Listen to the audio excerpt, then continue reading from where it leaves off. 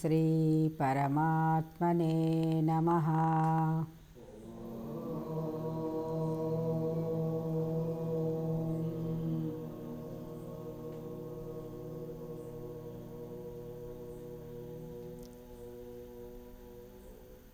श्री परमात्मने नमः। अथ त्रयोदशोऽध्यायः। क्षेत्रक्षेत्रज्ञविभागयोगः। श्रीभगवानुवाच। 20వ మంత్రం। कार्यकरणकर्तृत्वे कार्यकरणकर्तृत्वे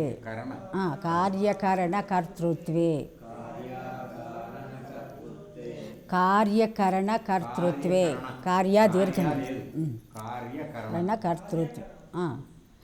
कार्यकरणकर्तृत्वे हेतुप्रकृतिरुच्यते पुरुषः सुखदुःखानां भोक्तृत्वे हेतुरुच्यते पुरुषप्रकृतिस्थो हि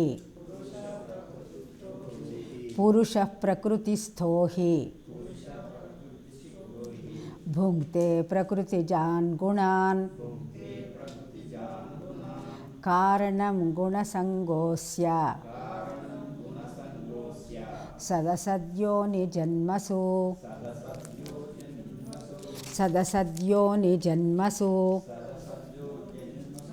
उपद्रष्टानुमन्ता च भर्ता भोक्ता महेश्वरः परमात्मेति चाप्युक्तो देहेऽस्मिन् पुरुषः परः। कार्यकरणकर्तृत्वे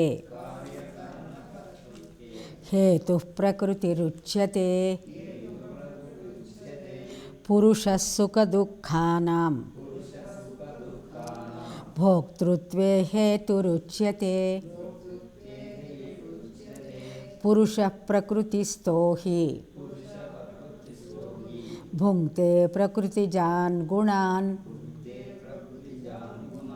कारणं गुणसङ्गोऽस्य सदसद्योनिजन्मसु उपद्रष्टानुमन्ता च भर्ता भोक्ता महेश्वरः परमात्मेति चाप्युक्तो देहेऽस्मिन् पुरुषः परः। कार्यकरणकर्तृत्वे हेतुः प्रकृतिरुच्यते पुरुषः सुखदुःखानां भोक्तृत्वे हेतुरुच्यते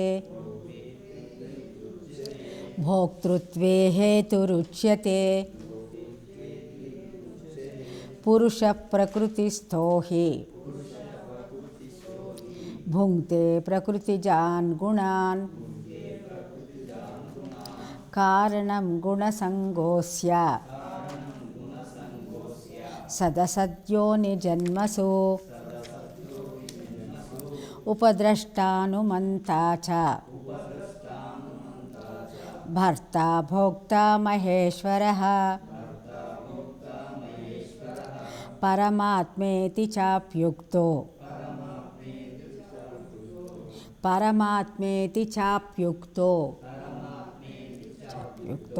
देहेऽस्मिन् पुरुषः परः।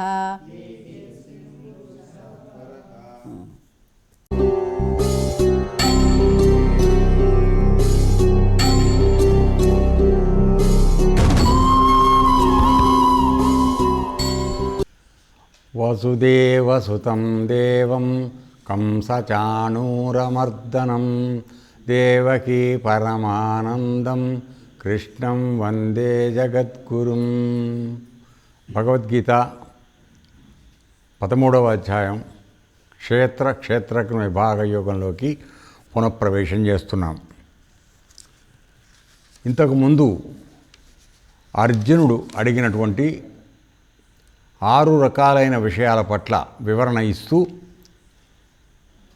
జ్ఞానము, జ్ఞేయము, క్షేత్రము, క్షేత్రజ్ఞుడు, తర్వాత ప్రకృతి, పురుషుడు, ఈ 6 విషయాల గురించి చెప్పమని అర్జునుడు అడగడంతో ఈ అధ్యాయం ప్రారంభమైంది. దానిలో భాగంగా మనం ఇంతవరకు క్షేత్రము, క్షేత్రజ్ఞుడు, తర్వాత జ్ఞానము, జ్ఞేయము అనే విషయాల్ని తెలుసుకోవడం జరిగింది. అది చెప్పిన తర్వాత నిన్నటి రోజున పరమాత్మ చెప్పినటువంటి ఒక విశేషం ఏమిటి అంటే, ఈ జ్ఞానము, జ్ఞేయము అంటే జ్ఞేయము అంటే తెలుసుకోబడేటువంటి విషయం ఏదైతే ఉందో, జ్ఞానాన్ని సముపార్జించడానికి వలసిన 20 రకాలైనటువంటి గుణాలని, సద్గుణాలని చెప్పిన తర్వాత ఈ గుణాల ద్వారా జ్ఞానంతో ఎవరైతే తెలుసుకుంటున్నారో అది పరమాత్మ. సో అది జ్ఞేయ వస్తువు. కాబట్టి అటువంటి పరమాత్మని పొందిన తర్వాత వాడు నన్ను పొందడంలో ఏమాత్రం అనుమానం లేదని చెప్పినాడు. తర్వాత ఎవరైతే మొదట నా భక్తుడై ఈ జ్ఞేయ విషయాలను తెలుసుకుంటున్నాడో వాడు నన్ను పొందడానికి కావలసినటువంటి అర్హతను పొందుతున్నాడు సుమా అనేటువంటి విషయాన్ని కూడా నిన్నటి రోజు మనం చూసాం. అంతవరకు అయిన తర్వాత నిన్న మనం మొదలుపెట్టినటువంటి విషయం ఏమిటంటే, పరమాత్మ అర్జునుడు అడిగినటువంటి చివరి విషయాలు 2, ప్రకృతి, పురుషుడు, ఈ 2 విషయాల గురించినటువంటి వివరణ మొదలైంది. మనం ఒక శ్లోకం కూడా దాని విషయంగా చూడటం జరిగింది. ఆ చూసిన దాంట్లో మనం చూసింది ఏమిటంటే, ఈ ప్రకృతి, పురుషుడు ఈ 2 కూడా అనాది అని చెప్పాడు. ప్రకృతి అంటే మామూలుగా మనం చూస్తున్నటువంటి, కనబడుతున్నటువంటి ప్రపంచం అంతా కూడా ప్రకృతి కిందే వస్తుంది. సరే, దానిలో లోపల ఏవేవి భాగాలు ఉన్నాయి తర్వాత చూద్దాం, అది కాదు పాయింట్. సో ఇది ప్రకృతి. పురుషుడు అంటే ఎవరు అంటే జీవుడు, మనమే. సో మనము ఇక్కడ ఏమిటంటే 3 విషయాలు ఉన్నాయి: ప్రకృతి, పురుషుడు, పరమాత్మ. ఇది బాగా గుర్తుపెట్టుకోవడానికి ప్రయత్నం చేయండి. అయితే ఈ మధ్యలో ఉన్నటువంటి పురుషుడు అనబడేటువంటి జీవుడు ఎవరైతే ఉన్నాడో అతడు ఎంతకాలం అయితే ఈ ప్రకృతితో, తన ఎడమ భాగంలో ఉన్నటువంటి ప్రకృతితో మమేకమయ్యి దేహమే నేను అనుకుని, ఎందుకంటే దేహం ప్రకృతితో ఏర్పడింది కాబట్టి దీంతో తాదాత్మ్యం చెందుతూ తను జీవిస్తున్నాడో, అతను ఎల్లప్పుడూ తనలోనే నివసిస్తూ తనలో భాగమై ఉండి సాక్షిగా ప్రవర్తిస్తున్నటువంటి పరమాత్మకి అతను దూరం అయిపోతున్నాడు. తద్వారా అతను ఎన్నో రకాలైనటువంటి జన్మలు ఎత్తుతూ పోతున్నాడు తప్పితే ఏ మాత్రం విసుగు విరామాలు లేకుండా జరిగిపోతోంది ఈ ప్రక్రియ. అయితే మానవ జన్మకు వచ్చిన తర్వాత ఏ మహానుభావుడు ఈ జనన మరణ చక్రం నుంచి నేను విడుదల అవ్వాలి అని కోరుకుని నా కుడివైపుకు ప్రయాణం చేయడం ప్రయత్నం మొదలుపెట్టేటట్లయితే అక్కడ పరమాత్మ కూర్చుని ఉన్నాడు చిన్మయ రూపంలో. సో ఆయన వైపుకి నువ్వు కనుక మరలేటట్లయితే ఆయనలో కలిసిపోయి ప్రకృతితో ఉన్నటువంటి సంబంధ బాంధవ్యాల్ని తెగతెంపులు చేసుకుని ఆయన ఈ శరీరంలోనూ సమస్త విశ్వంలోనూ ఏ విధంగా అంటి ముట్టకుండా సాక్షిగా ఉంటున్నాడో ఆ విధంగా నువ్వు ప్రవర్తించడం మొదలుపెట్టడం జరిగిన తరువాత కొంతకాలానికి నీవు ఆ పరమాత్మ స్వరూపాన్ని పొందేసి ప్రకృతితో ఏ విధమైన సంబంధం లేకుండా, ఏ విధమైనటువంటి వికారాలు లేకుండా, మరల జన్మించవలసినటువంటి ఆవశ్యకత లేకుండా నువ్వు తయారయ్యే అవకాశం ఉంది. దానికి మొదటి ప్రాతిపదిక నిన్న చూసినట్టుగా వాడు నా భక్తుడై ఉండాలి. అప్పుడే నా యొక్క జ్ఞాన స్వరూపము, దాన్ని పొందే గమ్యాన్ని పొందగలిగిన విషయం అవి వాడికి అర్థం అవుతాయి సుమా అని చెప్పడం జరిగింది. సో ఆ విధంగా మన వికారాలు ఉన్నంత వరకు కూడా జీవుడు ప్రకృతితో సంబంధం పెట్టుకుంటున్నాడు, పరమాత్మకు దూరం అవుతున్నాడు. న్యాయానికి పురుషుడు అనబడేటువంటి ఈ జీవుడు పరమాత్మ యొక్క స్వరూపమే అయి ఉన్నాడు, వాడికి ఏ వికారాలు లేవు న్యాయంగా.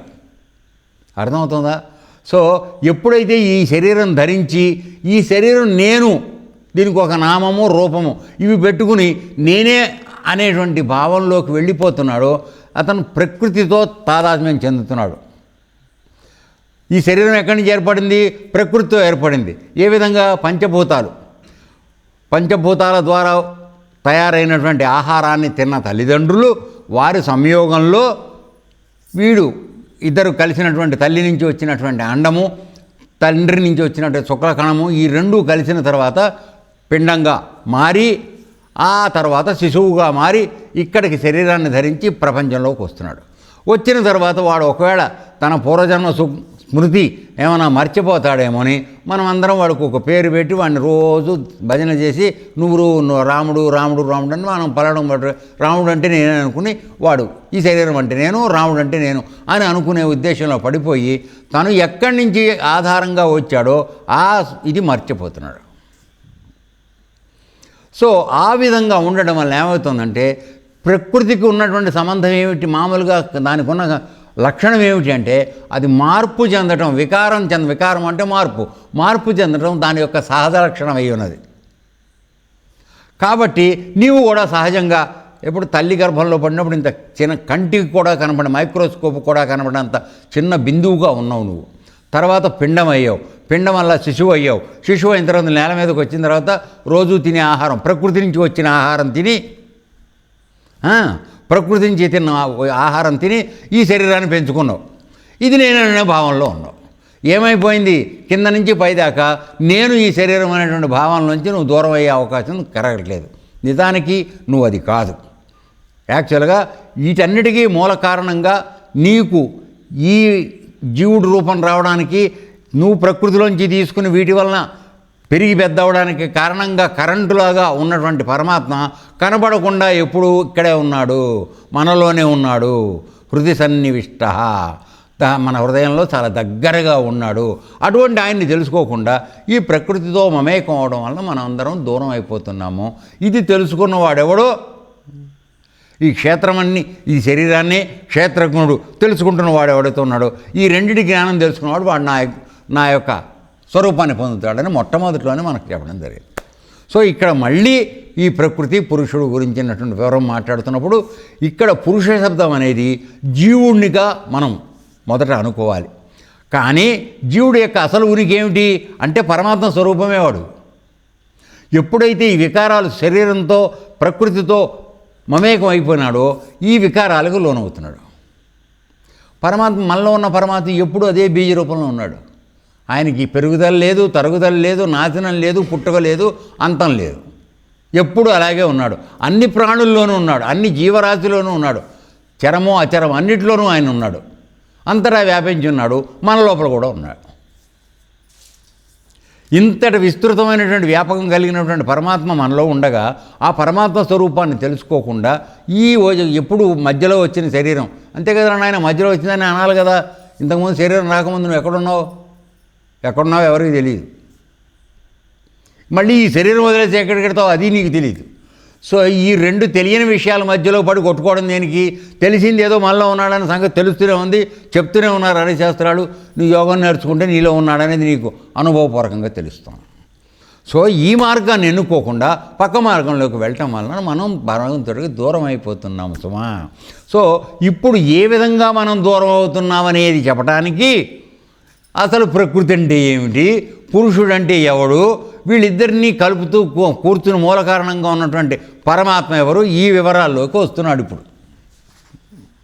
అర్థమైందా? మనం పై క్లాస్కి వచ్చాం, అర్థమైందా? అసలు మనం ఎక్కడి నుంచి వస్తున్నాం, ఏమిటి జరుగుతోంది అనేది తెలుసుకోవడానికి వస్తున్నాం. కాబట్టి ప్రకృతి పురుషుడు ఎవరు అని చెప్పే విషయానికి చెప్తున్నాడు. కాబట్టి ఎంతకాలం అయితే ఈ జీవుడు నిజంగా ఏ వికారాలకి లోను అవ్వాల్సిన వాడు కాదు.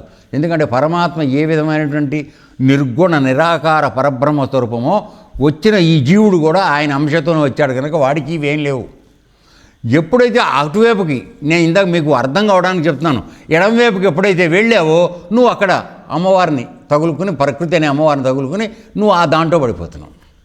అలా కాకుండా అయ్యవారిని పట్టుకుని కుడివైపు కూర్చున్నావు అనుకో, ఈ అమ్మవారిని నేనేం చేయలేదు.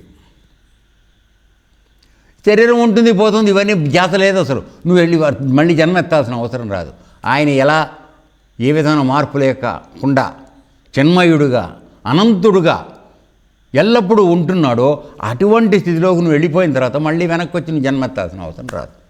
మానవ జన్మకు వచ్చిన తర్వాత ప్రతి మానవుడు చేయవలసినటువంటి అత్యంత ఉత్కృష్టమైనటువంటి కర్తవ్యం ఇదే అయి ఉన్నది.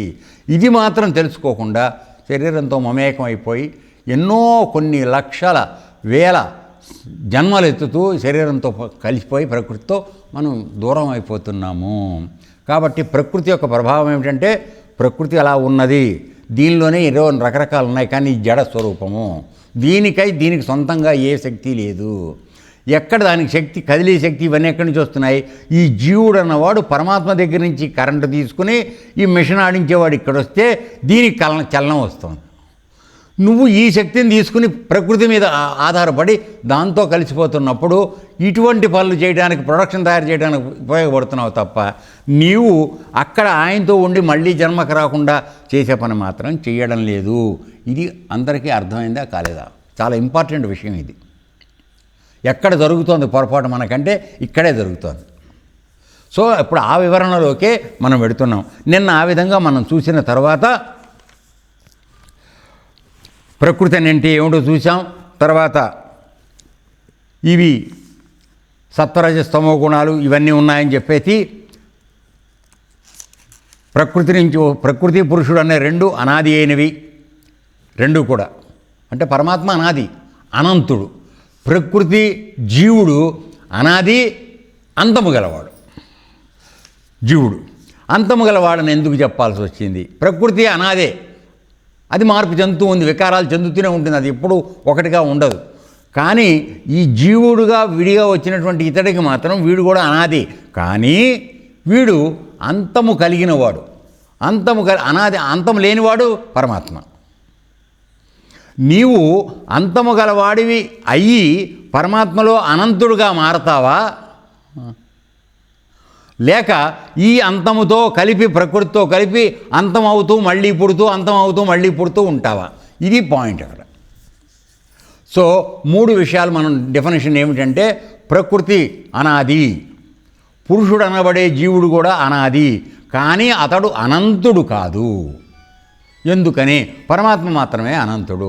వీడు ఎంతకాలం అనాదిగా ఉంటాడు అంటే పరమాత్మని తెలుసుకుని పరమాత్మలో లయమైపోయిన తర్వాత వీడు కూడా అనంతుడుగా మారే వరకు ఈ జీవుడు విడిగా ఉంటూ ఉంటాడు. అనాదే, ఏం అనుమానం లేదు. కానీ అటువైపు లెఫ్ట్ సైడ్ వెళ్ళినంతకాలం వీడు ఆ అనంతతత్వంలోకి వెళ్ళాడు, అంతం వస్తూ ఉంటుంది. వీడి శరీరంతో ఉన్నాడు కాబట్టి శరీరం మార్పు చెందాలి, తప్పదు. ఎవరూ కూడా శరీరం ధరించిన తర్వాత సాక్షాత్తు పరమాత్మ కూడా ఒక శరీరాన్ని ధరిస్తే ఆ శరీరాన్ని వదిలిపెట్టాల్సిందే. రాముల వారు వదిలేశారు, కృష్ణ పరమాత్మ వదిలేశారు, సాయిబాబా వదిలేశారు, మన గురువుగారు కూడా వదిలేశారు. శరీరం అంటూ వదిలేయడం ఉండదు. కాకపోతే వాళ్ళకి మనకి తేడా ఏమిటంటే మనం శరీరం వదిలేశాక మళ్ళీ ఇంకో శరీరంలోకి వస్తున్నాము, వాళ్ళు శరీరంలోకి రారు, అంతే తేడా. ఎందుకని?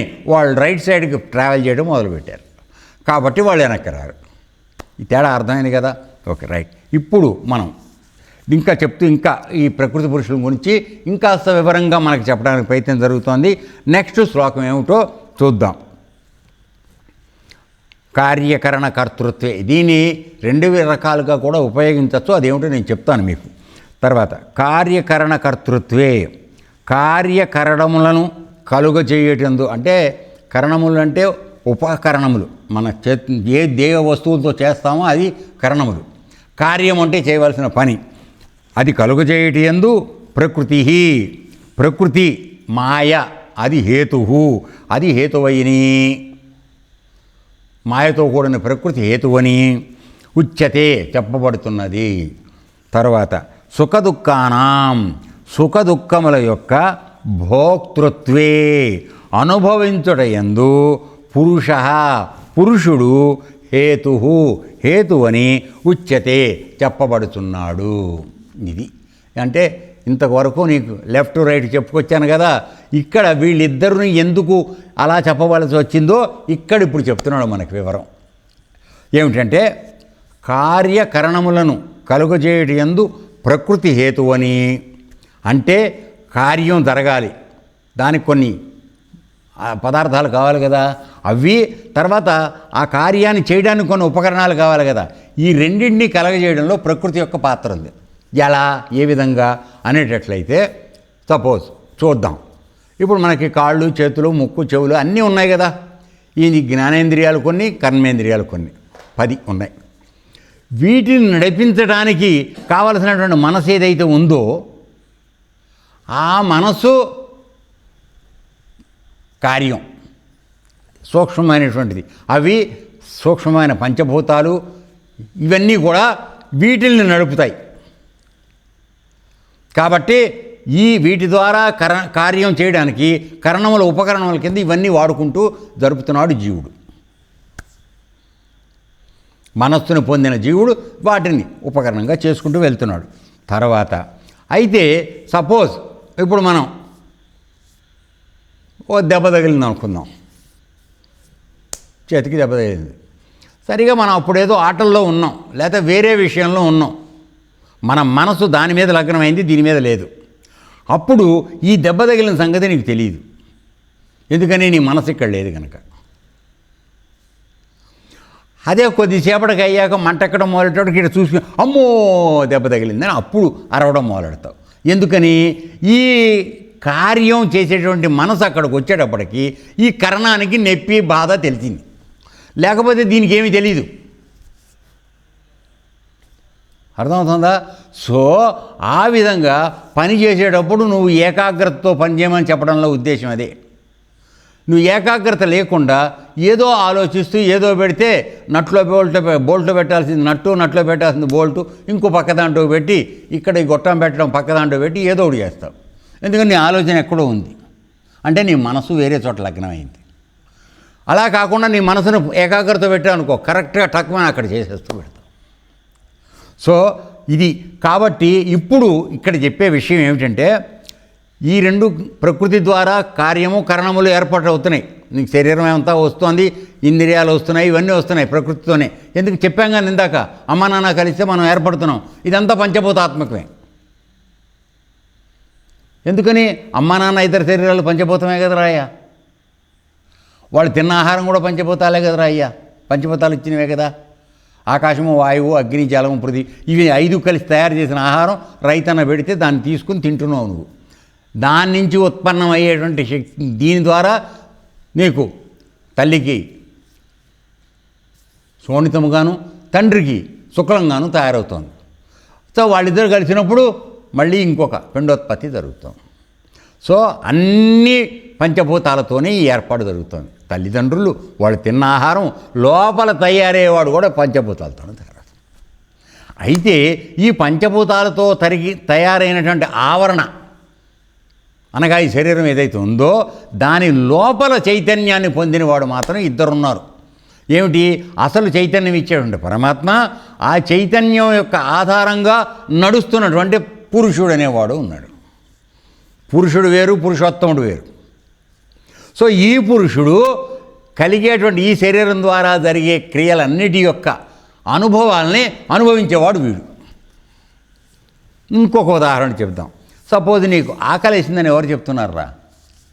ఒక్క విషయం, నోరు చెప్తోందా, పొట్ట చెప్తోందా? ఎవరు చెప్తున్నారు? చెప్పాలి. ఆకలి వేస్తోంది తిను అని చెప్పేది ఎవరు చెప్తున్నారు మనకి? మనసు చెప్తోంది. Correct, very good. సో అనగా జీవుడు చెప్తున్నాడు. సో 1 గంట అయిపోతుందిరా, అన్నం తిను. అక్కడ ఆకలి లేకపోయినా సరే 1 గంట అయ్యాక అన్నం తినాలి, అది గుర్తు చేస్తుంది గంట కొట్టి. సో అది చేసినప్పుడు అవును నిజమే ఆకలి వేస్తుంది, పొద్దునెప్పుడో తిన్నాను, అప్పుడు ఈ ఇంద్రియాలన్నీ బయలుదేరుతాయి. సో తిన్న తర్వాత ఇది ఒక వస్తువు బాగుంది, ఒక వస్తువు బాగుండలేదు అనేటువంటి భావం ఎవరు చెప్తున్నారు? అది కూడా నీ మనసే చెప్తాను. లేదు ఇంత తిన్నావురా ఇక చాలా ఆపు, పొట్ట పగిలిపోతున్నా అని అది కూడా అదే చెప్తాను.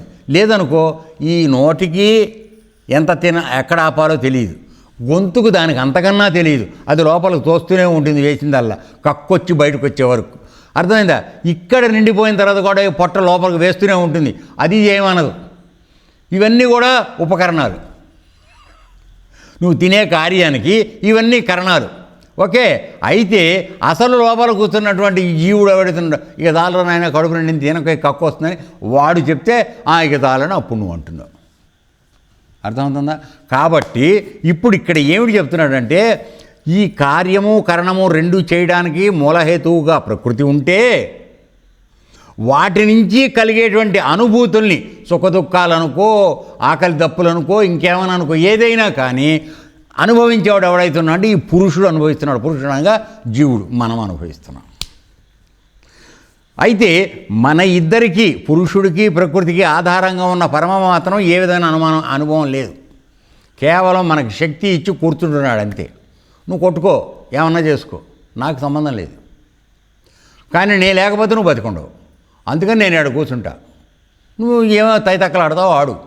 నా వైపుకి వస్తావా, అటువైపు ఉంటావా, నీ ఇష్టం అది. అర్థమైందా? సో ఈ విధంగా. సో కాబట్టి కార్యమనగా శరీరము, కరణమనగా ఇంద్రియ మనోబుద్ధి అహంకారములు, పంచభూతములు, శబ్దాది విషయములు, ఇన్నున్నాయి కరణములు మనకి. ఏమండి? తర్వాత వీటన్నింటిని గురించి కలగజేయున్నది ప్రకృతి. చెప్పాను కదా ఇప్పుడు, ఇవన్నీ కలుగుతోంది ప్రకృతిలోనే జరుగుతున్నాయి. తర్వాత కానీ ప్రకృతి జడమైంది, దానికి స్వయంగా ఏ విధాన కేవలం చెప్పింది చేసుకుంటూ వెళ్ళిపోతుంది తప్ప దానికి స్వయంగా జీవత్వం, చలనం అవి లేవు దానికి. అందుకని ఆ సుఖదుఖాలు, వాటి వలన జరిగేటువంటి సుఖదుఖాలని అది అనుభవించలేదు. నేను ఇందాక మనవి చేశాను, నువ్వు వేస్తున్నావు ఆహారం చాలు అని చెప్పింది ఎవరు? జీవుడు, మనస్సు. సో ఇది చెప్తే నువ్వు ఆగిపోతున్నావు, లేదా అవన్నీ మామూలుగా వేసుకుంటూ వెళ్ళిపోతున్నాయి. సో ఆ విధంగా సుఖదుఖాలని అనుభవించలేదు. అయితే ఈ పురుషుడు అన్నటువంటి జీవుడు ఎవరైతే ఉన్నాడో వీడు వస్తుతః అనగా ఒరిజినల్గా వీడు పరమాత్మ యొక్క ప్రతినిధి కనుక వీడికి కూడా ఏ విధమైనటువంటి సుఖదుఖాలు అవేమీ లేవు, వికారాలు లేవు వీడికి. నువ్వు అలా కూర్చున్న పరమాత్మలాగా నువ్వు కూడా దేనికి అంటుకోకుండా కూర్చోవడం అలవాటు చేసుకుంటే నీకు ఏ వికారాలు లేవు. సుఖం లేదు, దుఃఖం లేదు, కోపం లేదు, ద్వేషం లేదు, రాగం లేదు, ద్వేషం లేదు, ఏమీ లేవు. నీకు అలా ఉండిపోతావు. కానీ మనం అలా ఉండలేకపోతున్నాము. ఎక్కడికి అంటుకుంటున్నాం? మనం వెళ్ళి ప్రకృతి జడస్వరూపమైనటువంటి ప్రకృతికి వెళ్ళి దగ్గర అవుతున్నాం. ఎందుకని? ఈ శరీరం ధరించాం కాబట్టి ఈ శరీరంతో వచ్చిన వాటికి దగ్గరగా వెళ్ళిపోయి ఈ అన్ని రకాల అనుభవాల్ని మనం పొందుతున్నాం. సో ఎంతకాలం అయితే సూక్ష్మంగా, ఇంకా చెప్తున్నా, ఇంకా స్థూలదేహంతో కానీ సూక్ష్మదేహంతో కానీ కారణ శరీరంతో కానీ ఈ మూడు స్థాయిల్లో నువ్వు ఏ విధమైనటువంటి అనుభూతిని పొందినా నీవు ప్రకృతికి దగ్గరగా ఉన్నట్టే లెక్క. అనగా నీవు అన్ని వికారాలకి అనుభవించుకునేటువంటి స్థితి నీకు వస్తుంది. అన్ని వికారాలకు నువ్వు లోనవుతున్నావు. అంతకాలము నీవు పురుషుడుగా పరమాత్మకు విడిగా ఉంటూ ఉన్నావు, శరీరానికి దగ్గరగా ఉన్నావు, ప్రకృతికి దగ్గరగా ఉన్నావు. అర్థమైందా? కాబట్టి ఇప్పుడు ఎవరైతే ప్రయత్నపూర్వకంగా ప్రకృతికి దగ్గరగా ఉండకుండా అయినప్పుడు ఈ అనుభూతులు రావు కదా. ఆకలి దప్పులు తెలియవు, సుఖదుఖాలు తెలియవు, మానవమానాలు తెలియవు, ఇవేమీ లేకుండా ఉంటున్నావు నువ్వు.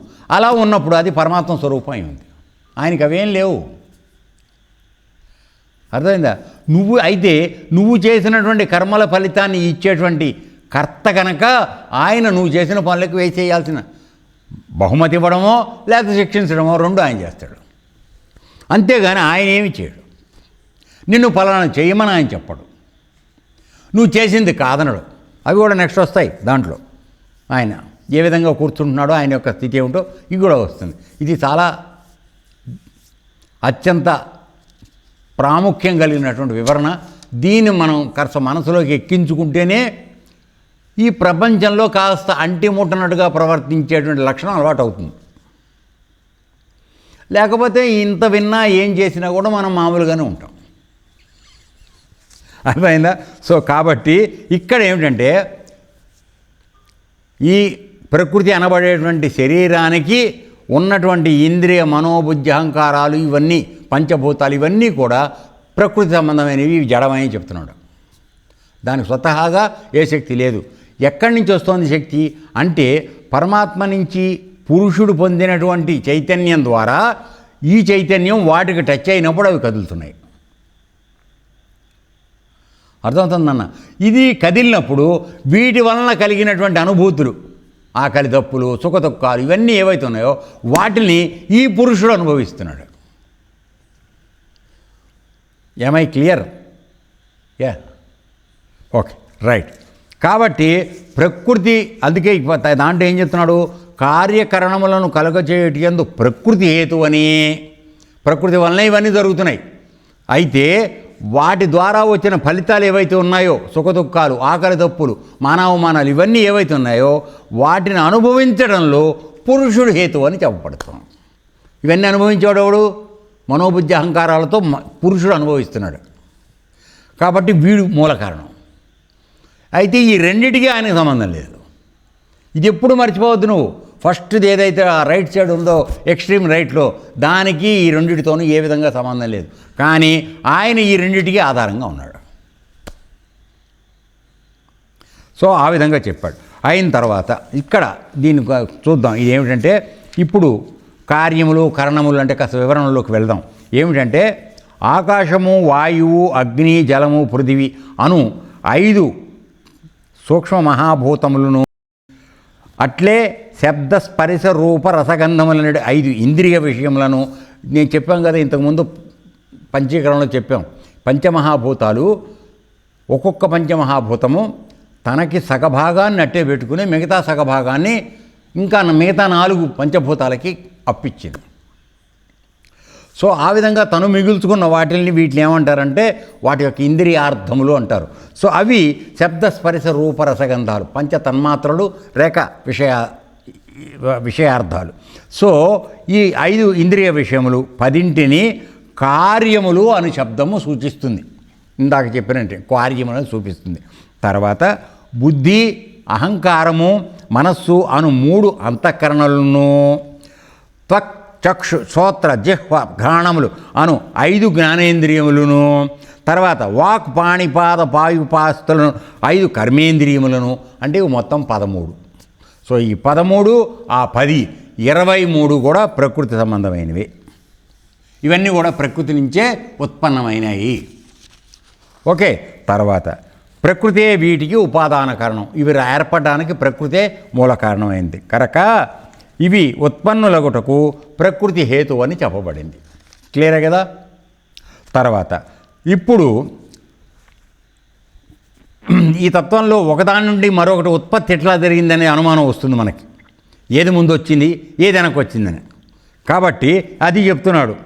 మొదటగా ప్రకృతి నుండి మహత్తత్వం అనగా సమిష్టి బుద్ధి ఏర్పడింది. అందుకే అన్నిటిలోకి బుద్ధి చాలా గొప్పదని చెప్పబడింది. పరమాత్మకు దగ్గర సంబంధం ఉన్నటువంటిది మనలో ఉన్నటువంటి బుద్ధి. దాన్ని మనం ఏం చేస్తున్నాం అంటే, మనస్సు అనేటువంటి ఒక పెద్ద పులి చేతిలో పెట్టి దాన్ని కదలకుండా చేసి మెదలకుండా చేసి మనం చేసుకుని ఇష్టం వచ్చినట్టుగా మనం చేసుకుంటూ పోతున్నాం. బుద్ధిని పనిచేయనివ్వటం మొదలైతే మన చేత తప్పు పనులు జరగడం తగ్గిపోతాయి. అంటే అందుకోసమే బుద్ధి లేనివాడా అని అనేది. ఉన్నది పేరుకు బుద్ధి, కానీ దాన్ని వాడుకోవడం మనకు తెలియట్లేదు. అర్థమైందా? సో ఈ విధంగా ఏం జరుగుతుందంటే, ప్రకృతి నుండి మహత్తత్వం అనగా సమిష్టి బుద్ధి ఏర్పడుతోంది మొట్టమొదట. దాని నుంచి అహంకారం ఏర్పడుతోంది. ఈ అహంకారంలోంచి 5 తన్మాత్రలు అనగా శబ్దరస రూప రసగంధాలు, ఇవి మనస్సు, దశేంద్రియాలు, కర్మేంద్రియాలు, జ్ఞానేంద్రియాలు, మొత్తం ఈ 16 కూడా ఉత్పన్నం అవుతున్నాయి అహంకారం నుంచి. అహంకారం ఎక్కడి నుంచి వస్తుంది? బుద్ధిలోంచి వస్తుంది. సో ఇవి ఈ 16ంటిలోనూ 5 తన్మాత్రల నుండి 5 స్థూలభూతాలు ఏర్పడుతున్నాయి. అంటే ఇప్పుడు శబ్దరసరూపగంధాలని 5 చెప్పాను కదా తన్మాత్రలని. ఈ తన్మాత్రలకి మిగతా సగభాగం ఉంది కదా, అవి పంచమహాభూతాలు. సో ఇట్లా ఇవి 10.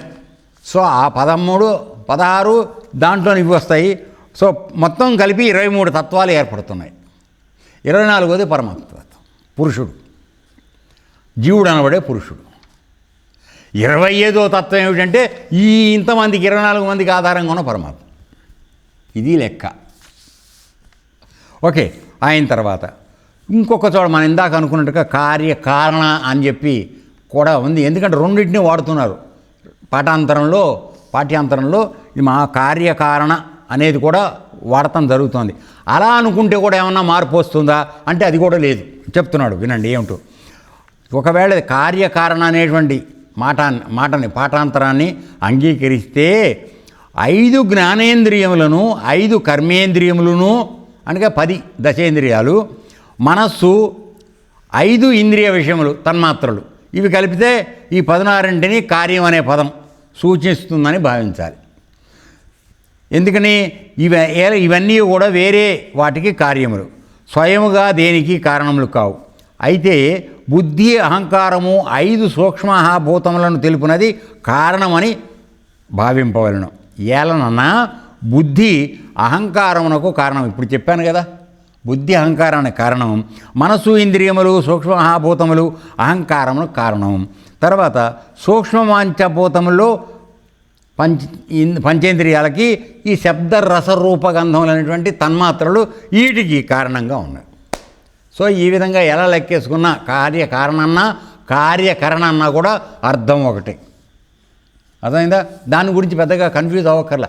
ఇక్కడ ప్రింటింగ్ తప్పు ఉందేమో అది ఇదని చెప్పి అనుకోక్కర్లేదు. కొన్ని చోట్ల ఆ విధంగా, కొన్ని చోట్ల ఈ విధంగా, 2 విధాలుగా రాసినా కూడా అర్థం అదే వస్తుంది. అర్థమైందా? ప్రకృతిలోంచి మహత్తత్వం అనేటువంటి సమిష్టి బుద్ధి వస్తుంది, దానిలోంచి అహంకారం వస్తుంది, అహంకారంలోంచి మామూలుగా సూక్ష్మ మహాభూతాలు పంచేంద్రియాలు ఇవి వస్తున్నాయి. ఓకే, సో ఈ విధంగా వస్తుందని చెప్తున్నాడు. కాబట్టి ఇక్కడ ఏమిటంటే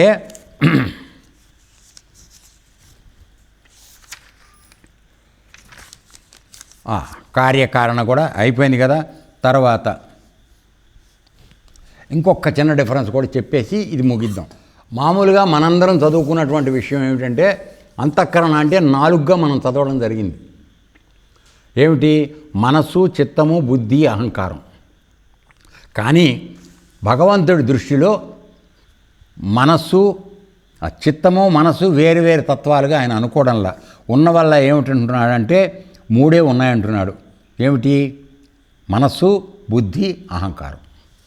చిత్తం అనేది లేదు. ఎందుకనంటే దానికి నిజమైనటువంటి రీజన్ మనం ఏ విధంగా అర్థం చేసుకోవాలంటే, మనసు ఎప్పుడైతే పరిశుద్ధం అవుతుందో అది చిత్తంగా రూపాంతరం చెందుతుంది. అంటే మలినంగా ఉన్నది మనస్సు, అమలినం అయింది చిత్తం. మనస్సు మలినత్వం పోగొట్టుకుని చిత్తంగా మారితే కానీ అది పరమాత్మ వైపుకి తిరగడానికి ఒప్పుకోదు. అందుకోసం మనకి అర్థం అవడం కోసం మనం మనసు స్థాయిలోనే ఉన్నాం కనుక మనకి 4గా విడగొట్టి చెప్పడం జరుగుతోంది. కానీ న్యాయానికి పరమాత్మ దృష్టిలో భగవద్గీతలో 3 అంతఃకరణలుగా చెప్పబడుతున్నాయి. ఇది ఊరికే మీకు ఇన్ఫర్మేషన్ కోసం అంతే, అంతవరకు దర్శనం. కాబట్టి ఇక్కడ ఇక పురుష శబ్దం, ప్రకృతి జడం అనేది తెలుసుకున్నాం. తర్వాత దాన్ని ఈయన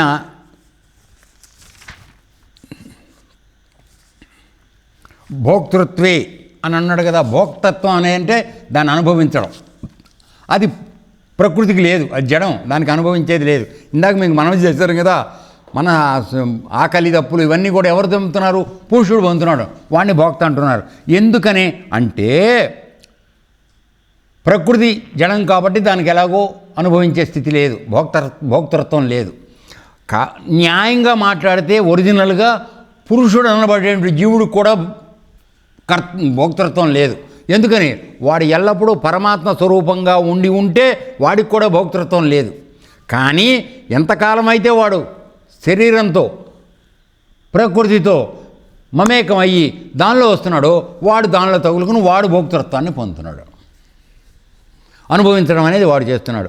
పరమాత్మ నిస్సంగుడు, ఏ సంగత్వం లేదు ఆయనకి, కాబట్టి ఆయనకి ఏవి భోక్తృత్వం లేదు. మనం భోక్తృత్వం పొందడానికి మూల కారణంగా ఉంటున్నాడు తప్ప ఆయనకి భోక్తృత్వం లేదు.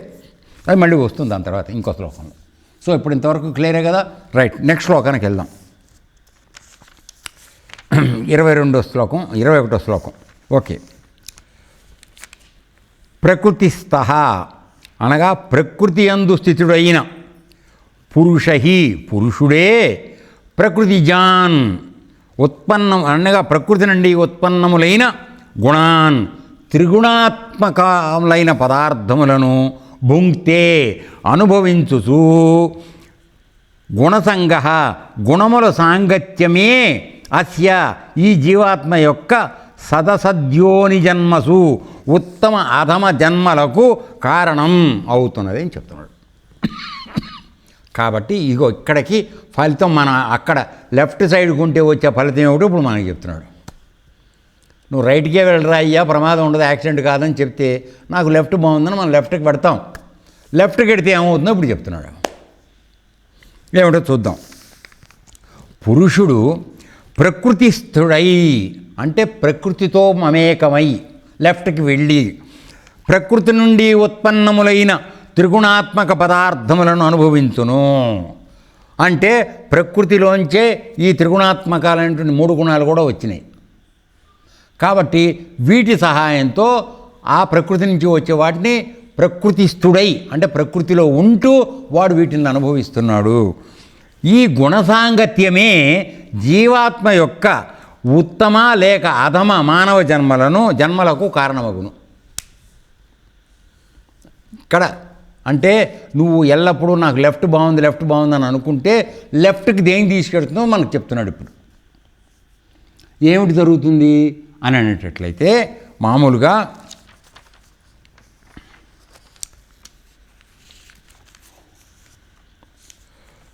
ఈ ప్రకృతితో పుట్టినటువంటి పురుషుడు ప్రకృతి నుండి ఉత్పన్నములవుతున్నటువంటి గుణముల ఆధారంగా వాటిని అనుభవిస్తున్నాడు. భుంక్తే అనుభవిస్తున్నాడు. అనుభవించినప్పుడు ఏం జరుగుతుందంటే అతను అనుభవించడం వలన శరీరాన్ని వదిలిపెట్టినప్పుడు మరల జన్మకు వెళ్ళేటప్పుడు ఉత్తమ యోనిల్లో పెడుతున్నాడా అధమ యోనిల్లో పెడుతున్నాడా అనేది వీడి యొక్క సంగత్వాన్ని బట్టి ఆధారపడుతోంది తప్ప లోపల కూర్చున్న నాకేం సంబంధం లేదని చెప్తున్నాడు. సో అది ఎట్లాగో మనం చూద్దాం. ఏమిటంటే ప్రకృతి జాన్ అని చెప్పి అంటుంటున్నాడు కదా. ఇక్కడ ఏమిటంటే నీవు ప్రకృతి నుంచి వచ్చినటువంటి గుణములు 3 గుణాలు, తర్వాత ఆ గుణాల యొక్క దీనిని బట్టి ఏర్పడుతున్నటువంటి ప్రాపంచిక పదార్థాల సంయోగం. ఏమిటి 3 గుణాలు చెప్పాము కదా. మామూలు ఇంద్రియాలు ఈ 3 గుణాలు. ఈ 3 గుణాల్లో సత్వ రజస్తమో గుణాలు. ఇంద్రియం చూడంగానే జయమంది, గుణం పొందుతాం పదం వెళ్ళమంటోంది. సో ఈ విధంగా నువ్వు చేసుకునేటప్పటికీ ప్రకృతితో వచ్చిన వాటితో నువ్వు మమేకం అయిపోయి చేసుకుంటూ వెళ్ళిపోతున్న వాటి వలన నీకు ఈ మానవ జన్మ నిన్ను బంధహేతు అవుతోంది. ఎందుకని ఏ పని చేస్తున్నా నీవు ప్రతిఫలాన్ని ఆశించి పనిచేస్తున్నావు. ఎప్పుడైతే నువ్వు ప్రతిఫలాన్ని ఆశించి పనిచేస్తున్నావో అంతకాలం కూడా ఆ చేస్తున్నటువంటి పని ఏదైతే ఉందో దానిలో ఉన్నటువంటి మంచి చెడులు ఏవైతే ఉన్నాయో అవి నిన్ను బంధిస్తున్నాయి. ఎట్లా అంటే సపోజ్ నువ్వు ఒక మంచి పని చేసావు బిడ్డ, చాలా మంచి పని చేసావు, ఇంత దూరం ప్రయాణం చేసి వచ్చావు, ఇక్కడ విన్నావు, బ్రహ్మాండంగా చేసావు, సేవ చేసి వెళ్ళావు, దీనికి నీకు మంచి మార్కులు ఇవ్వాలి. అందువల్ల నీకు అంత ఒక చారణమందం పుణ్యం ఇస్తారు. అర్థమైందా? ఇప్పుడు ఇక్కడికి వచ్చే రాకుండా ఇక్కడే ఉండి ఊళ్ళో ఉండి కూడా రాకుండా పడుకున్నారు కొంతమంది. వాడు ఏం చేస్తున్నాడు? పాపం చేస్తున్నాడు. దగ్గరలో ఉండి కూడా వాడు దాన్ని అనుభవించలేకపోతున్నాడు. అంటే ఎల్లప్పుడూ పాపంతోనే పడి ఉంటున్నాడు. సో ఆ విధంగా వాడు పని చేసే పనిలో నాకు ఇంత కావాలి, అంత కావాలి, ఇంత కావాలి, అంత కావాలని చేసుకుంటూ ఉన్నాడు తప్ప ఇక్కడికి వచ్చి కాస్త బాగుపడదాం, మనస్సును మార్చుకునే పని చేద్దాం అనేటువంటి అవకాశం లేకుండా ప్రవర్తిస్తున్నాడు. కాబట్టి వాడు ఏమవుతుందంటే తన యొక్క జన్మని బంధత్వంలో వేసుకుంటున్నాడు. సో మంచి పనులు చేస్తూ నువ్వు పెడితేనేమో నీకు పుణ్యం వస్తుంది. చెడు పనులు, స్వార్థ పనులు, నీ కుటుంబం దేనికంటే పొట్ట తిప్పాలనుకుని నువ్వు చేస్తున్నప్పుడంతా పాపం వస్తుంది. సో ప్రకృతి వలన వస్తున్నటువంటి ప్రకృతి నుంచి వచ్చినటువంటి 3 గుణాల ఆధారంతో పురుషుడు అన్నటువంటి వాడు ఎప్పుడైతే సంగత్వం అంటే వాటితో కలిసి తన జీవనాన్ని చేస్తున్నాడో ఆ సంగత్వం వలన అంటే వాటితో కలిసి ప్రవర్తించడం వలన అతడు జన్మబంధానికి గురి అవుతున్నాడు, మళ్ళీ జన్మలెత్తడానికి కారణమవుతోంది. కానీ నిజానికి అతడి యొక్క నిజ స్వరూపం ఏమిటి అంటే ఈ వికారాలు వేటికి కూడా అతను లోనవ్వాల్సిన అవసరం లేదు. పరమాత్మ యొక్క స్వరూపంలాగా ఈ ప్రపంచంలో తను సాక్షిగా ఉండడం అలవాటు చేసుకున్నప్పుడు వాడికి కర్మబంధం రాదు. కర్మబంధ మోక్షం ఏర్పడుతుంది. ఆ విధంగా పరమాత్మ స్వరూపం పొందుతాడు. కాబట్టి ఎవరైతే ఎంతకాలం అయితే నేను ఇందాక మనవి చేసినట్టుగా స్థూల శరీరంతో మమేకత్వం, సూక్ష్మ శరీరం అంటే లోపల మనసు, బుద్ధి, అహంకారం ఇవన్నీ కలిపింది సూక్ష్మ శరీరము. తర్వాత కారణ శరీరం అని మూడోది ఉంది. అంటే మనం ఈ జన్మకి రావడానికి మూల కారణం కిందటి జన్మల్లో చేసుకున్నటువంటి పాపపుణ్యముల సంపుటి చూసినావా, ఆ సంపుటి కారణం అది కారణ శరీరం. దాని ఆధారంగా ఇప్పుడు నువ్వు ఈ జన్మకు వచ్చావు, ఫలానా తల్లిదండ్రులకు పుట్టావు, ఫలానా చోట ఉన్నావు. ఎందుకని?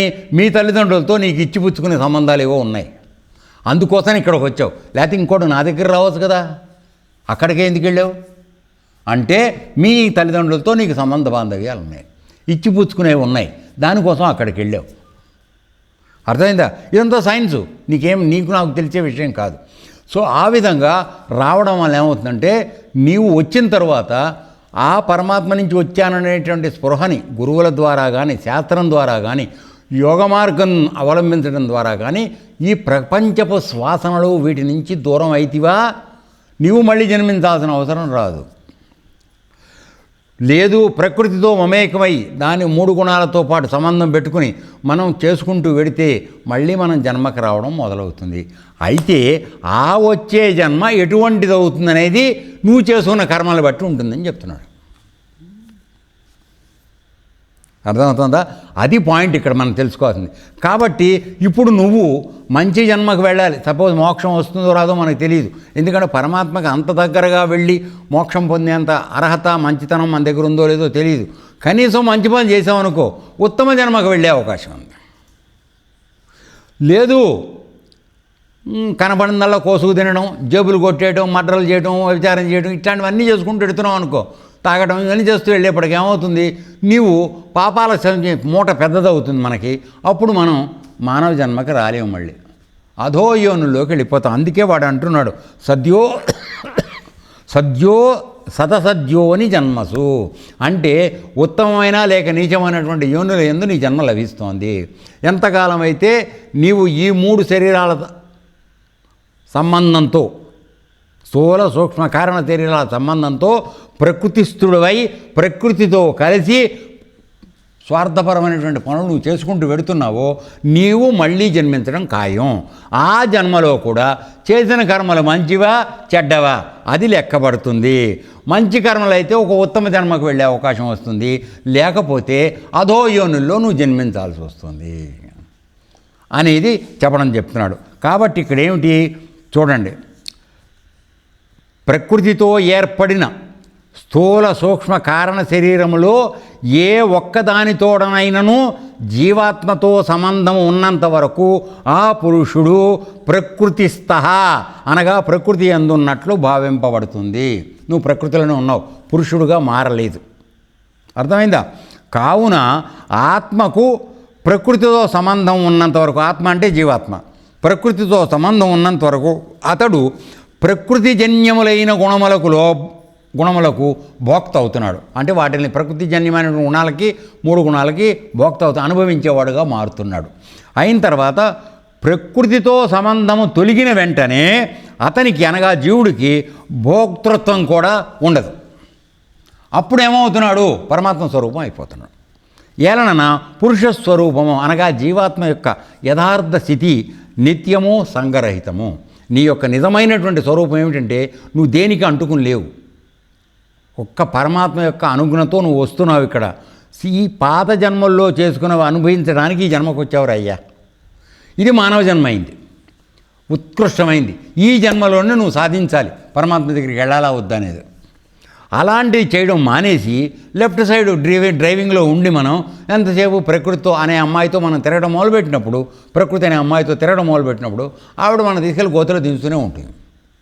ఏం జన్మకు వస్తామో తెలియదు. రైట్ సైడు మనకి కష్టంగా ఉన్నా, ఏమీ ఇష్టమైనవి కనబడకపోయినా చాలా అయిష్టంగా అనిపిస్తుంది, అయినా సరే దాన్ని పట్టుకుని ఉన్నామనుకో మళ్ళీ మనం లెఫ్ట్కి రావాల్సిన అవసరం ఉండదు.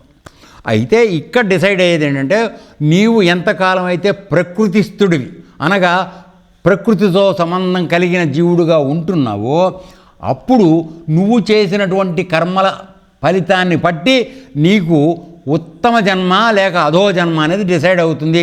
ఇందులో పరమాత్మకి ఏం సంబంధం లేదని చెప్తున్నాడు ఆయన. ఏ విధంగానే చెబుదాం. సదసద్యోని అనే సమాసానికి అర్థం ఏమిటో వింటే ఇప్పుడు బాగా అర్థమవుతుంది. చూడండి, సదసద్యోని అనే సమాసము ఉచ్చ నీచ యోనులను సూచించును. అంటే అధోగతి అయినటువంటి యోని అంటే తల్లి యొక్క ఇది మన యొక్క పుట్టుక స్థానం. అది మంచి యోనిలో పుడతావా, చెడ్డ యోనిలో పుడతావా, నీచమైనటువంటి యోనిలో పుడతావా అనేది నువ్వు చేసిన కర్మాన్ని బట్టి ఉంటుంది. తర్వాత మనుష్య యోనిదే మొదలుకొని అంతకంటే ఉన్నతమైన దేవాది యోనులను సత్యోనులు అందారు. మంచి యోనులు అంటారు. మనుష్య జన్మ సత్యోని, నువ్వు మంచి జన్మకు వచ్చావు ఇప్పుడు, అది గుర్తుపెట్టుకో. ఇది అత్యంత ఉత్కృష్టమైంది. దీనికన్నా ఉత్తమమైంది దేవతల యొక్క యోని.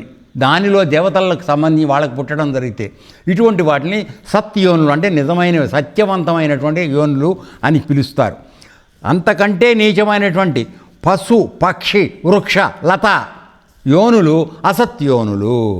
అంటే జంతువులు, చెట్లు, ఇవన్నీ కీటకాలు, వీటన్నింటి యొక్క యోనుల్లో నువ్వు పుట్టడం జరిగితే అసత్యోనులు అంటే అబద్ధానికి సంబంధించినటువంటి యోనుల్లో పుట్టడం అవుతుంది. కాబట్టి సత్వరజస్తమో గుణముల తోడ జీవుడకు అనాది సిద్ధమైన సంబంధం ఉంది. దాని కార్యరూపమైన ప్రాపంచిక పదార్థముల యందలి ఆసక్తియే గుణసంగము అంటారు. మనకెప్పటి నుంచో ఉన్నాయి కోరికలు. ఎందుకని ఇవాళ కొత్తగా రాలా నీకు ఇది? ఈ జన్మకి రావడమే పాత జన్మల్లో ఉన్నటువంటి సంబంధాన్ని బట్టి వచ్చావు. చెప్పాను కదా బేట, 3: స్థూల శరీరము, సూక్ష్మ శరీరం, కారణ శరీరం. కారణ శరీరం నీ మూలం నువ్వు రావడానికి ఈ జన్మకి. సో ఆ జన్మలో మిగిలిపోయిన కోరికలను తీర్చుకోవడానికి ఈ శరీరాన్ని ధరించావు పలానా తల్లిదండ్రికి నువ్వు పిల్లడిగా వచ్చి. అర్థమైందా? ఇది తీర్చుకోవడానికి వచ్చినప్పుడు ఇది భోగాయతనం అంటారు. అంటే ఇది భోగించడానికి, దీన్ని అనుభవించడానికి ఈ శరీరాన్ని ధరించావు నువ్వు. ఓకే, బాగుంది.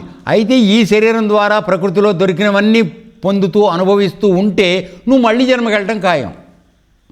అది ఏ జన్మ అవుతుంది అనేది నువ్వు చేసిన కర్మలు బట్టి ఉంటుంది. కర్మ చేయడానికి అధికారం ఉంది బిడ్డ. కానీ మంచి కర్మ చేస్తావా, మంచి యోనిలోకి పెడతావు, సత్యోనుల్లోకి పెడతావు. లేదు చెడ్డ కర్మలు చేస్తావా, అసత్యోనుల్లోకి పెడతావు, నీచ జన్మ. కాబట్టి ఇందులో పరమాత్మ ప్రమేయం ఏముంది? నువ్వు చేసుకున్న కర్మకి నీవే బాధ్యుడు. సో ఈ విధంగా చెప్తూ ఈ గుణసంగత్వం లేకుండా అవ్వాలంటే నువ్వు ప్రకృతి సంబంధమైనటువంటి దానికి అతుక్కోవడం మానేయాలి. అప్పుడు ప్రకృతికి ఎప్పుడైతే దూరం అవుతున్నావో ప్రకృతి నుంచి జనితం పుట్టినటువంటి గుణాల యొక్క ప్రభావం కూడా నీ మీద పడదు. ఆ విధంగా నీవు ఏకాకిగా పరీక్షణ మహారాజులాగా ఒంటి స్తంభం మేడలో ఉండటం అలవాటు చేసుకోవాలి. అట్లా అయితే నీకు కుదురుతుంది. కాబట్టి ఎప్పుడైతే ఈ వాసనలు ఉన్నాయో ఆ వాసనల ఫలితంగా నీకు పునర్జన్మ రావడం ఖాయం. ఎందుకని? ఎట్లా ఎంత లెక్కేసుకుంటారా అయ్యా?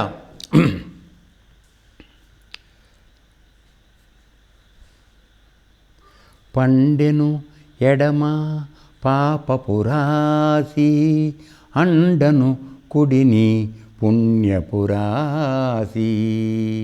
పండెను ఎడమ పాపపురాసి అండను కుడిని పుణ్యపురాసి.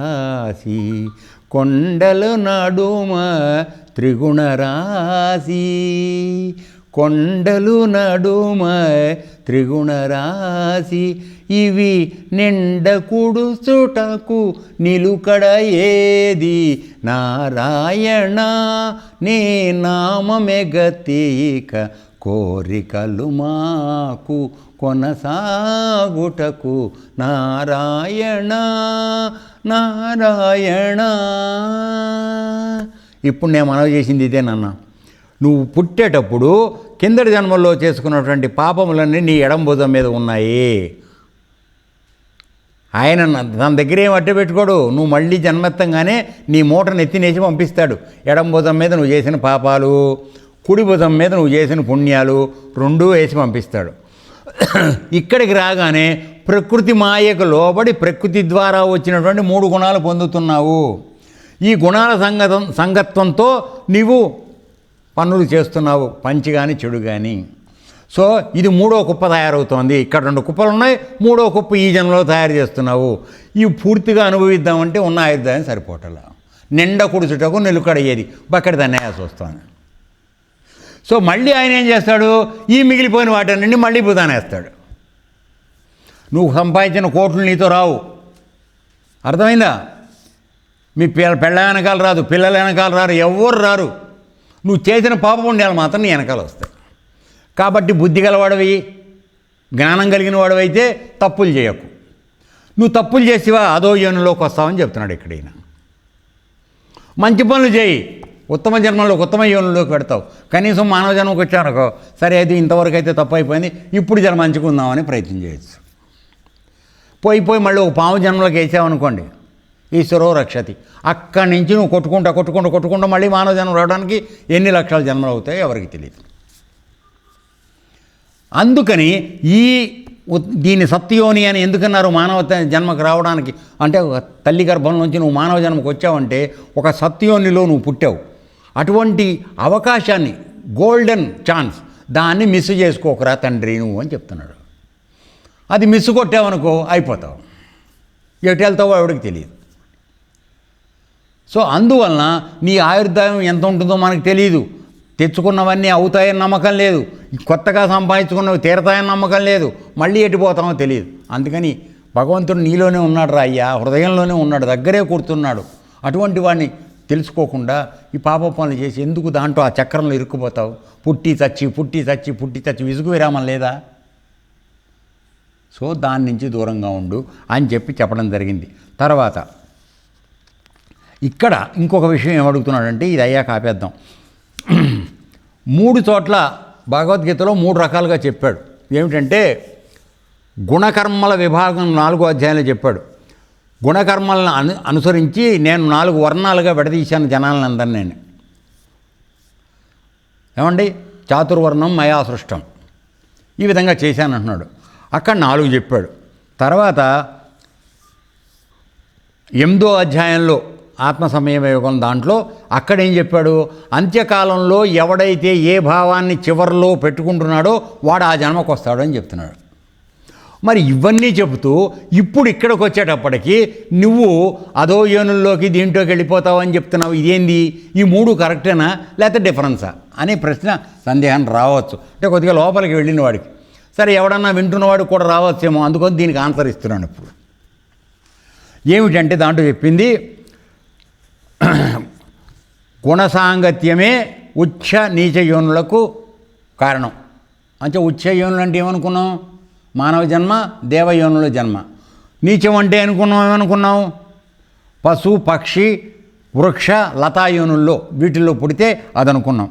కాబట్టి భగవంతుడు 4 వర్ణాలను ఏర్పాటు చేసినప్పుడు ఏం చెప్పాడంటే వాళ్ళ యొక్క గుణకర్మలను అనుసరించే నేను చేశానని చెప్పాడు. అంటే నువ్వు ఏ కులంలో పుట్టావని కాదు, నీ యొక్క గుణం ఏమై ఉన్నది, నువ్వు చేసే కర్మ ఎటువంటిది అయింది, దాన్ని బట్టి విభాగం జరిగింది. కాబట్టి పుట్టుకతోనే ఎవడో క్షత్రియుడు కాదు, బ్రాహ్మడు కాదు, పుట్టుకతో రాదది. వాడికి ఉన్నటువంటి నైజం ఏమిటి? నువ్వు బ్రాహ్మణ వృత్తి జన్మ తీసుకుని కోడులను కోసుకుంటున్నావు, మాంసం తింటూ ఉంటే జీవహత్య ప్రాణహింస చేస్తున్నవాడు వాడు బ్రాహ్మడు ఎట్లా అవుతాడు? అర్థమైంది నాన్న? తర్వాత రాజుగారుగా ఉండి ధర్మాన్ని తెలుసుకుని ధర్మాన్ని పరిరక్షించాల్సినటువంటి క్షత్రియ ధర్మం కలిగిన వాడు దొంగ పనులు చేస్తూ ఉంటే, ధర్మాన్ని రక్షించిన వాడు అధర్మం చేస్తుంటే వాడు అప్పుడు ఆ గుణంలో ఉన్నట్ట కాదు కదా. సో ఇక్కడ ఏమిటంటే ఆయన చెప్పేది నీవు ఏ కులంలో పుట్టావనేది కాదు, నీ యొక్క గుణములు నీ యొక్క కర్మలు ఏ విధంగా ఉన్నాయి దాన్ని బట్టి నేను విభాగం చేయడం జరిగింది. సో ఈ విధంగా చెప్పినప్పుడు నీ గుణములు కర్మల ఫలితాన్ని బట్టి కూడా నీ వచ్చే జన్మ నీకు డిసైడ్ అవుతుంది. అది కూడా కరెక్టే కదా. తర్వాత 3వ విధంగా ఎలా చెప్తున్నాడంటే 3 గుణాల్లో ఏదో ఒక గుణం మనలో ప్రభావంగా ఉంటుంది. సత్వగుణం బాగా ఉన్నవాడు మంచితనం, వాడు దేవాలయంలోకి వెళ్ళే అవకాశం ఉంది. మన రజోగుణం బాగా ఉండి ఎక్కువ అన్యాయం చేయకుండా ఉన్నటువంటి మళ్ళీ మానవ జన్మకు వచ్చే అవకాశం ఉంది. పూర్తిగా తమో గుణంలో ఉండి ఎవరు చెప్పినా వినకుండా వాడికి తోచింది వాడు చేస్తూ తిని తాగి తొంగుంటూ ఉంటాడు. ఇటువంటి వాడు అధో జన్మలోకి వెళ్ళిపోయే అవకాశం. కాబట్టి నీ ప్రవర్తనే ప్రధానం అవుతోంది కదా మనం జన్మించడానికి. కాబట్టి ఆ జ్ఞానం కలిగి ఉండు. తర్వాత కాబట్టి గుణసంగత్యంలోనే నీ యొక్క ఉచ్చయంలో అప్పుడు ఏమిటి, నువ్వు ఏ విధమైనటువంటి గుణాలు కలిగి ఉన్నావో నీ మరణ సమయంలో కూడా అవే నీకు గుర్తొస్తాయి. అందుకోసమే మన ఈశావాసి ఉపనిషత్తులో అతడు ప్రార్థిస్తాడు, ఆ సాధకుడు ఏమనంటే సూర్యుడిని, సూర్యదేవా నేను ఎన్నో రకాలైనటువంటి కర్మలు చేశాను, అందులో కేవలం నా చేత చెయ్యబడినటువంటి మంచి పనులు ఏవైతే ఉన్నాయో, సత్కర్మలు ఏవైతే ఉన్నాయో వాటిని మాత్రమే నాకు చూపించి, ఇప్పుడు దుష్కర్మలను చూపించకు. ఎందుకంటే దుష్కర్మలు చూపిస్తే మనసు దాని మీదకి వెళ్ళిపోతుంది. వెళ్ళిపోయిందో నాకు అదో జన్మ ఖాయం. కాబట్టి నన్ను రక్షించరా తండ్రి, నేను రెండూ చేశా, పాప పనులు చేశా, మంచి పనులు చేశా. కానీ ఇప్పుడు నువ్వు నన్ను దయదలిచి మంచి మార్గంలోకి వెళ్ళాలనుకుంటున్నాను. నీలో ఉన్న సత్వస్తువు నాలో ఉన్న సత్వస్తువు ఒకటని తెలుసుకున్నాను. కాబట్టి దయచేసి నేను చేసిన మంచి పనులు నాకు దృష్టి పెట్టు, నాకు కనబడేట్టు చెయ్యి. ఆ విధంగా ఆ మంచి పనులను గుర్తు చేసుకుంటూ మంచితనంతో ప్రాణం విడిచిపెడతాను అని ప్రార్థిస్తాడు. ఏమండి? సో ఈ విధంగా చేయడంలో కూడా అర్థం ఇదే. కాబట్టి నీవు ఉత్తమమైనటువంటి జన్మకు వచ్చిన యోనుల్లో అనడం మన మాటమాటికి ఆ మాట ఎందుకు, ఉత్తమ జన్మకి రావాల్సి వచ్చినా అధమ జన్మకి నువ్వు రావాల్సి వచ్చినా కారణం నీ యొక్క గుణ సాంగత్యము, నువ్వు చేసిన కర్మల ఫలితమే ఆధారం అవుతుందని మనకి చెప్పడం అయిపోయింది. ఓకే, ఇంతవరకు అయింది. మిగతాది రేపు చూద్దాం. ఏతత్సర్వం కృష్ణార్పణమస్తు. లోకా సమస్తా సుఖినో భవంతు. ఓం తత్సత్.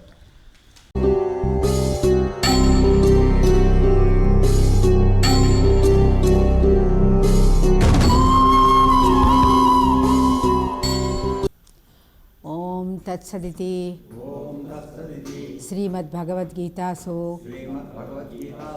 ఉపనిషత్సు బ్రహ్మ విద్యాయాం యోగశాస్త్రే శ్రీకృష్ణార్జున సంవాదే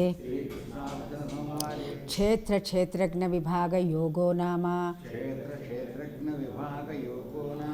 త్రయోదశోऽధ్యాయः. ఓం శాంతి శాంతి శాంతి.